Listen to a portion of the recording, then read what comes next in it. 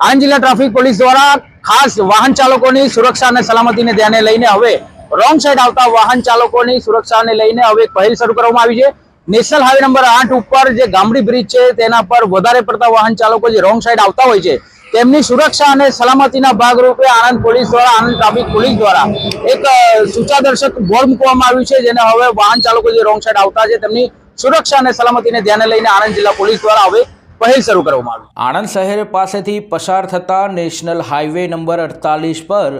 ગામડી bridge પર અકસ્માતની ઘટનાઓમાં વધારો થતો જાય છે।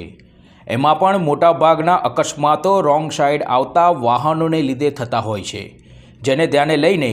આજરોજ આણંદ જિલ્લા ટ્રાફિક પોલીસની ટીમ દ્વારા નેશનલ હાઈવે નંબર 48 પર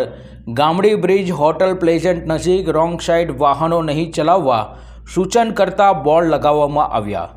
આણંદ જિલ્લા